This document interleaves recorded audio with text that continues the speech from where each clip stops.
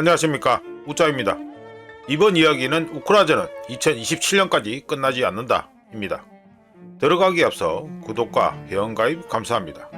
그럼 보시죠. 우짜견적으로 9개월간 전투를 벌이고 이후 9년간 전쟁이 이어졌던 제2차 체첸 전쟁을 2022년 3월부터 우크라이나전과 비교한 바 있습니다. 그로부터 2년여가 지난 2014년 중반 이후부터 러시아의 진격 또는 영토 획득 속도는 눈에 띄게 증가하고 있으며, 러시아의 진격 속도 상승에는 우크라이나의 쿠르스크 공세 또는 쿠르스크 똥쇼가 주요하게 작용했습니다. 하지만 러시아의 진격 속도가 적당히 증가하더라도 2017년 초까지 우크라이나가 전쟁을 포기할 가능성은 없다고 우짜는 예상합니다.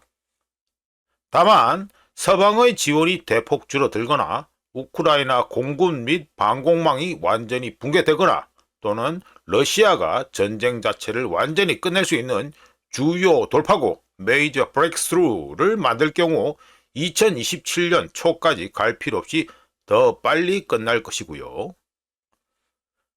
시간을 거슬러 얘기해보면 우크라이나전에서 2023년은 말 그대로 교착 상태 스톨메이트의 연속이었습니다. 2023년에 러시아와 우크라이나 양측 모두는 상대방의 영토 중 아주 약간씩을 얻었고, 러시아의 경우 150제곱킬로미터의 순이득 영토 획득을 했는데요. 150제곱킬로미터는 우크라이나 전체 영토 중 4,000분의 1에 해당했습니다. 즉 2023년 내내 우크라이나전은 그냥 교착 상태를 유지했으며, 블리츠크리그, 일본말로 전격전이라 하죠. 전격전을 원했던 양측 팬들 모두는 지겨움에 치를 떨었습니다. 물론 우크라이나군이 갈려나가고 있었다는 사실은 언론들, 특히 우크라이나 무협지와 서방 언론들이 벌이는 어마어마한 프로파간다에 의해 숨겨졌었고요. 하지만 2024년 들어서면서 우크라이나 팬들은 러시아가 갑자기 땅을 많이 점령하기 시작했다고 불평을 늘어놓기 시작했으며, 실제로 러시아는 2024년 9월과 10월에만 2023년 한 해 동안 점령한 땅보다 5.5배 더 많은 땅을 점령했습니다. 참고로 NYT 뉴욕타임즈의 차트를 통해 2024년 8월부터 러시아의 영토 점령 속도가 매우 빨라졌다는 걸 알 수 있는데요. 공교롭게도 우크라이나의 2024년 쿠르스크 공세 또는 쿠르스크 똥쇼는 2024년 8월 6일부터 시작되었습니다. 하여간 2024년 여름 이후부터 러시아군의 진격 속도가 상당히 빨라졌지만 우크라이나 영토 크기에 비하면 여전히 작은 부분에 지나지 않았는데요. 참고로 러시아군은 2024년 1월부터 9월까지 1558제곱킬로미터의 땅을 점령했는데, 이 크기는 우크라이나 전체 영토 중 불과 0.25%에 불과했으며, 2014년 10월부터 하루 평균 전진 속도가 9월보다 빠르고 10월과 12월까지 해당 전진 속도가 이어질 경우 750제곱킬로미터를 차지할 것이라는 계산이 나옵니다.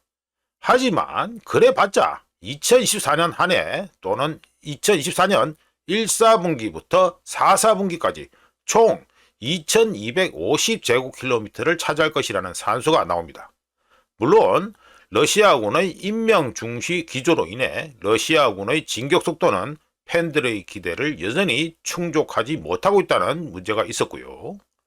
하여간 2024년에 빨라졌다는 러시아군의 진격 속도로 계산할 경우 우크라이나를 완전 정복하는 데는 대략 120년이 걸린다는 자연스러운 산수가 나오게 됩니다.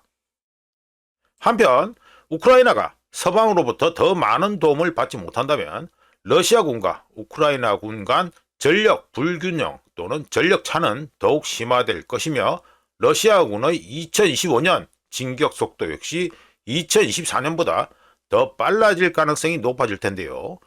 만약 전력 차가 더 벌어지고 2024년 4사분기와 같은 진격 속도를 볼 경우 러시아군은 2025년 한 해만 1만 제곱킬로미터의 땅을 추가로 점령할 것으로 계산됩니다. 또한 트럼프의 도움을 적절히 받을 경우, 즉 진격 속도가 2배 빨라질 경우 2만 제곱킬로미터를 추가로 점령할 것으로 예상됩니다.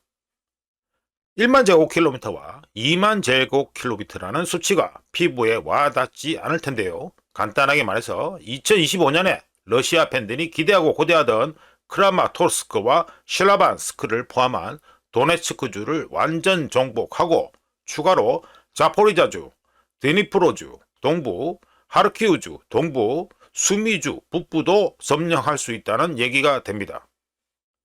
그리고 이럴 경우 러시아 팬들은 당연히 환호하겠죠. 하지만 2025년에 러시아가 획득할 것으로 예상되는 땅은 우크라이나 전체 영토 중 불과 3.3%에 불과하다는 계산이 나오며 2025년 진격 속도를 대입할 경우 러시아가 우크라이나를 완전 정복하는 데는 24년이나 걸린다는 산수가 나옵니다.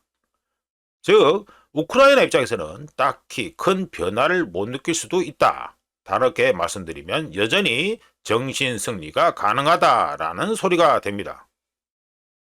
물론 갈수록 빨라지는 러시아군의 진격 속도는 우크라이나 국민과 서방 여론, 특히 서방 찌라시 모두에게 엄청난 심리적 영향을 미치겠지요.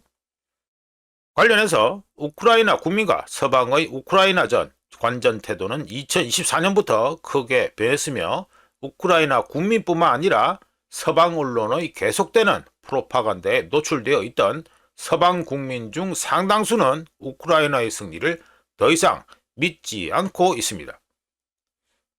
하지만 러시아군의 진격 속도가 더 빨라진다고 해도 그것만으로는 우크라이나전을 끝내기에는 충분하지 않습니다. 왜냐하면 우크라이나 땅은 우리가 상상하는 것보다 훨씬 더 크기 때문이죠. 게다가 러시아가 요구하는 것과 우크라이나가 수용하는 것 사이에는 엄청난 차이가 존재하는데요.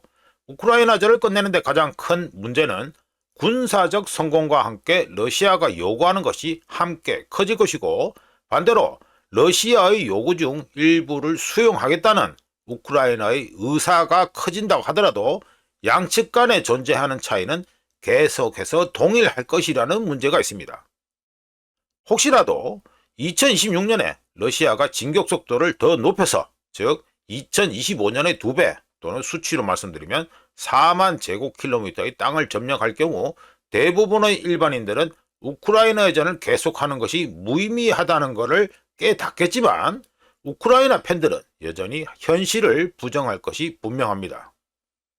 참고로 2026년에 러시아군의 땅 따먹기 또는 영토 획득 속도가 2025년에 2배가 된다는 소리는 하르키우주, 수미주, 드니프로주, 자포리자주들이 러시아에게 넘어간다는 소리가 되며 이럴 경우 드네프로 강 동쪽과 흑해를 따라 있는 모든 우크라이나 영토에 대한 실질적인 위협이 될 것입니다. 웃자가 보기에 정신병 들린 우크라이나가 하루라도 빨리 포기하고 가혹한 러시아의 요구를 받아들이려면 하르키우, 수미, 드니프로, 자포리자주들이 러시아의 손에 넘어가야 된다고 보지만 그런 유리한 상황이 되었을 때 러시아가 전쟁을 끝내고 싶어 할까에 대해서는 의문입니다. 왜냐하면 노보로시아 서쪽 흑해 지역의 경우 러시아가 포기하기에는 너무나 유혹적이고 반대로 우크라이나 역시 전투도 하지 않고 노보로시아 서쪽 흑해 지역을 포기할 가능성이 제로이기 때문입니다. 따라서 웃자가 보기에 우크라이나전은 별다른 큰 변수가 등장하지 않을 경우 2027년 초까지도 계속될 것으로 예상합니다.